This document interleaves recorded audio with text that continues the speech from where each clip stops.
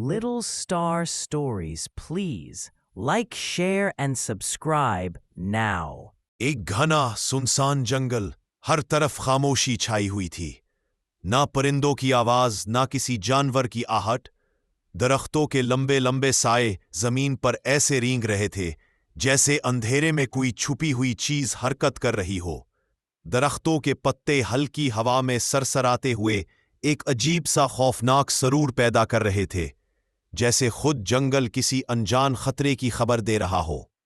इस वीराने में सिर्फ मखसूस लोगों को जाने की इजाजत थी जिनके पास हुकूमत का इजाजतनामा हो। रहीम नामी लकड़हारा एक ईमानदार और मेहनती इंसान था। उसके पास हुकूमत का परमिट था जो उसे मखसूस दरख्त काटने की इजाजत देता था। रोज सुबह वो अपनी किल्हाड़ी कंधे पर रखकर जंगल जाता, लकड़ियां काटता और ईमानदारी से रोजी कमाता।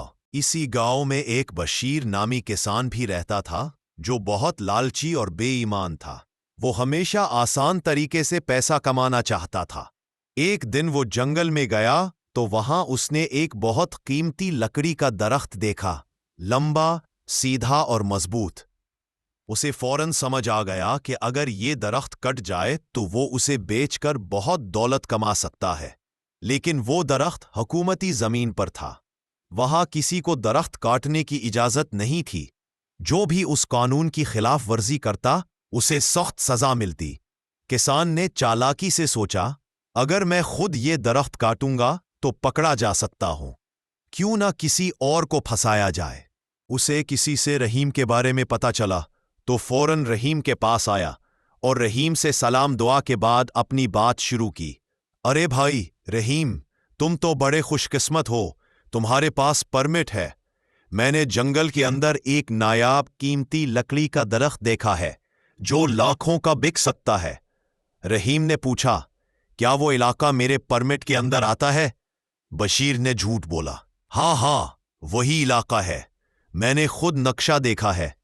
रहीम कुछ हिचकिचाया मगर बशीर की बातों में आकर मान गया।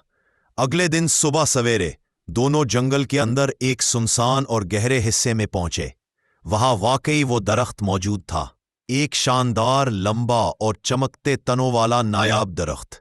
रहीम ने जब तलहाड़ी मारी तो आसपास के परिंदे उड़ गए। फजा में एक सन्नाटा छा गया। जैसे ही दरख्त जमीन पर गिरा तो उसकी आवाज सुनकर करीब में ही मौजूद जंगल के मुहाफिज वहां आ गए। रुक जाओ, तुमने एक ममनुआ इलाके का दरख्त काटा है। रहीम हैरान, मगर मैंने तो सुना था ये मेरे परमिट वाले हिस्से में है। बशीर गायब हो चुका था। रहीम को गिरफ्तार करके हवालात में डाल दिया गया और पूरे गांव में ये खबर आग की तरह फैल गई।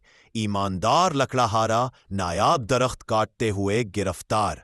बशीर ने चुपके से वो लकड़ी बेच दी और खूब माल कमाया। मगर एक ऑफिसर जो रहीम की ईमानदारी को जानता था, उसे ये बात समझ ही नहीं आ रही थी कि रहीम ने ऐसा क्यों किया। उसने तहकीकात का बगौर जायजा लिया और उसने रहीम का परमिट, नक्शे और रिकॉर्ड चेक किए, जिससे वाज़े हुआ कि रहीम का परमिट इस इलाके के लिए नहीं था, मगर उसे गलत नक्शा दिया गया था और वो बशीर ने तैयार करवाया था। और फिर एक चश्मदीद गवाह, बशीर का पुराना साथी, को पकड़ा गया और जरा सी सख्ती के बाद उसने बताया बशीर ने रहीम को जानबूझकर वहां ले गया ताकि खुद बच जाए और लकड़ी बेच सके। रहीम बेगुनाह साबित हुआ। अदालत ने उसे बाइज्जत बरी कर दिया। बशीर को गिरफ्तार कर लिया गया और उस पर फ्रॉड, धोखाधड़ी और हुकूमती जमीन का नाजायज इस्तेमाल का मुकदमा चला। उसकी सारी कमाई जब्त कर ली गई। बच्चों, इससे हमें ये सबक मिलता है कि धोखा वक्ती फ़ायदा देता है मगर अंजाम हमेशा रुसवाई होता है, और सच चाहे जितना भी दब जाए आखिरकार सामने आ ही जाता है। Please like, share and subscribe my channel.